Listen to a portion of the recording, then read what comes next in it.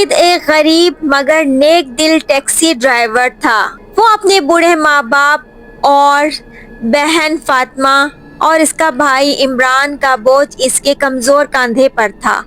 وہ رات گئے تک کرائے کی ٹیکسی چلاتا تاکہ کچھ گھر میں چراغ جل پائے۔ ایک رات وہ دور کے ایک گاؤں میں سواری چھوڑ کر لوٹ کر آ رہا تھا۔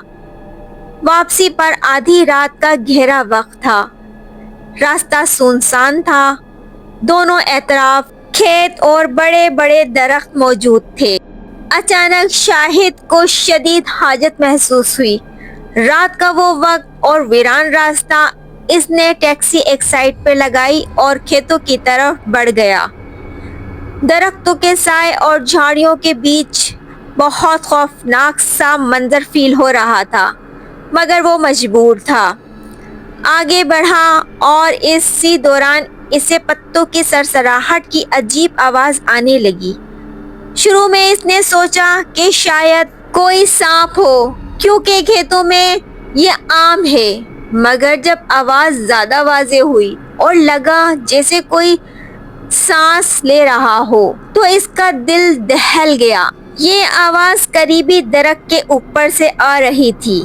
اس نے جیسے ہی سر اٹھایا، جو منظر اس نے دیکھا اس کا خون خشک ہو گیا۔ ایک بہت پرانے اور بڑے درخت کی شاخ پر ایک انتہائی خوفناک بھوتنی نما عورت لٹک رہی تھی۔ وہ الٹی لٹک رہی تھی، وہ اسے گھور رہی تھی۔ اس کا چہرہ انسانی نہیں تھا بلکہ وحشت کی تصویر تھا۔ وہ بہت خوفناک انداز میں اس کو گھور رہی تھی۔ شاہد بے انتہا خوف زدہ ہوا اور چیختا ہوا بھاگا۔ اس نے اپنی ٹیکسی پیچھے چھوڑ دی اور اسپیڈ میں بھاگا۔ وہ دیوانہ وار بھاگ رہا تھا۔ اسے اپنی ٹیکسی، اپنی محنت، کوئی چیز یاد نہ آئی، بس بھاگتا رہا۔ اسے پیچھے سے آواز اس عورت کی آ رہی تھی، شاہد رکو، کہاں جا رہے ہو؟ ٹھہرو شاہد، رک جاؤ۔ مگر وہ اتنا خوف زدہ ہو گیا تھا کہ پیچھے مڑ کر نہیں دیکھ سکتا تھا، بس وہ بھاگے ہی جا رہا تھا۔ شدید دہشت اور تھکاوٹ کے مارے وہیں گر کر بے ہوش ہو گیا۔ اس رات کھیتوں میں ٹیوب ویل پر پانی کھولنے کے لیے ایک کسان آیا ہوا تھا جو شاہد کو پہچانتا تھا۔ اس منظر کو دیکھ کر حیران رہ گیا۔ اس نے شاہد کو اٹھایا اور اس کے گھر پہنچایا۔ شاہد گھر میں بے ہوشی کی حالت میں پڑا تھا۔ اس کے بوڑھے ماں باپ، بہن فاطمہ اور بھائی عمران پریشان حال اس کے ارد گرد کھڑے ہوئے تھے۔ جب ہوش آیا، وہ خوف سے کانپ رہا تھا مگر خاموش تھا۔ حکیم صاحب کو بلایا گیا۔ اس نے دوائی دی مگر کوئی فائدہ نہ ہوا۔ شاہد دن بدن سوکھتا جا رہا تھا۔ پھر ایک رات جب شاہد اپنی چارپائی پہ لیٹا سو رہا تھا، اس نے محسوس کیا کہ کوئی اس کے سر کے بال سہلا رہا ہے۔ اس نے آنکھیں کھولی۔ ایک نہایت حسین عورت اس کی چارپائی کے کنارے بیٹھی تھی۔ وہ عورت کوئی اور نہیں تھی، وہی درخت والی چڑیل تھی، مگر اس وقت خوبصورتی کی انتہا لگ رہی تھی۔ آہستہ سے اس نے کہا، شاہد، شاہد اٹھو، میں آ گئی ہوں۔ شاہد کمزوری کے باعث اٹھ نہیں پایا، بس گھٹتا ہی جا رہا تھا۔ اس کے ذہن میں صرف ایک ہی سوال تھا کہ یہ کون ہے؟ وہ عورت اس کے بال سہلا رہی تھی اور پھر صبح ہونے سے پہلے غائب ہو گئی۔ اس وقت کے بعد شاہد کی حالت مزید بگڑ گئی۔ وہ کھانا پینا چھوڑ چکا تھا مگر گھر والے بہت پریشان تھے۔ گاؤں والوں نے مشورہ دیا کہ یہ کسی عالم دین بزرگ کا کام ہے۔ ایک قریبی بزرگ کو بلایا گیا۔ عالم صاحب نے اپنا دم درود شروع کیا۔ انہوں نے گھر والوں کو باہر جانے کا کہا۔ جیسے ہی وہ باہر نکلے، اندر سے زوردار چیخ و پکار کی آوازیں آئیں۔ گھر والے گھبرا کر اندر داخل ہوئے تو منظر بھیانک تھا۔ عالم صاحب اپنا گلا پکڑے ہوئے کھڑے ہوئے تھے وہ بھیانک ترین سایہ ان کا گلا دبایا ہوا تھا۔ جیسے ہی گھر والے اندر آئے تو وہ عالم صاحب کا گلا چھوڑ کر چڑیل کا سایہ غائب ہو گیا۔ عالم صاحب کانپتے ہوئے، یہ میرے بس کی بات نہیں ہے، یہ معمولی جنی نہیں ہے، یہ بہت ہی بڑی آفت ہے، اور وہ فوراً وہاں سے بھاگ گئے۔ شاہد مزید کمزور ہوتا جا رہا تھا۔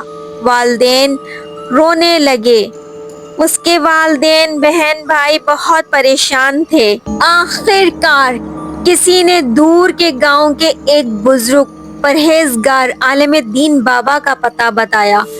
بہت مشکل سے انہیں بلایا گیا۔ وہ بزرگ 3 دن شاہد کے گھر ٹھہرے۔ وہ باقاعدگی سے اللہ کا کلام پڑھ کر شاہد کو پانی پلاتے اور دم کرتے۔ پہلی رات جب انہوں نے دم کیا تو شاہد کو رات میں سونے کے بعد وہ چڑیل خواب میں نظر آئی۔ شدید غصے میں بولی، تم نے میرے ساتھ صحیح نہیں کیا، تم نے میری راہ روکی ہے، میں تمہیں نہیں چھوڑوں گی، میں تمہیں پسند کرتی ہوں اور تم سے شادی کرنا چاہتی ہوں۔ بہت زیادہ غصے میں یہ کہہ رہی تھی کہ اچانک شاہد کی آنکھ کھل گئی۔ وہ بہت پریشان ہوا۔ دوسرے دن بھی اللہ کا کلام پڑھ کر شاہد پہ دم کیا۔ اس کی تھوڑی اور طبیعت بحال ہوئی۔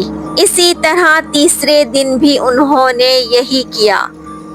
جب ان کے جانے کا ٹائم آیا تب انہوں نے کہا شاہد کے ماں باپ سے، اسے اکیلا مت چھوڑنا، اس کی فوری شادی کرا دو، ایک پاک اور مضبوط رشتے سے بن جائے گا تو یہ لعنت مکمل چھوٹ جائے گی، اس خطرناک چڑیل سے چھٹکارا مل جائے گا۔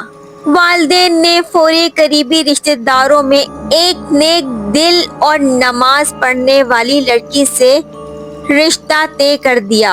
رشتہ ہوتے ہی تھوڑے ہی ٹائم بعد اس کی فوراً شادی کروا دی گئی۔ شادی کی پہلی رات جب شاہد اور اس کی وائف کمرے میں بیٹھے ہوئے تھے تو شاہد کو کمرے کے دروازے پر سفید ساڑی والی عورت گزرتی ہوئی نظر آئی جو اسے بہت بری طرح گھور رہی تھی، اور پھر وہ یکایک غائب ہو گئی۔ شاہد آہستہ آہستہ صحتیاب ہونے لگا۔ اس کی بیوی کی نیک دلی نماز اور اللہ کے کلام سے وہ روحانی طور پر مضبوط ہو گیا۔ گاؤں کے بزرگ آج بھی کہتے ہیں کہ محض روحیں محبت کے نام پر قبضہ کرتی ہیں، اور صرف ایک پاکیزہ اور مضبوط رشتہ ہی ان سے نجات دلا سکتا ہے۔ شاہد ٹیکسی اب بھی چلاتا ہے، مگر وہ رات گئے اکیلے کھیتوں کے پاس نہیں رکتا۔ وہ دن ہی دن میں کام کرتا ہے اور شام ڈھلنے سے پہلے گھر واپس آ جاتا ہے۔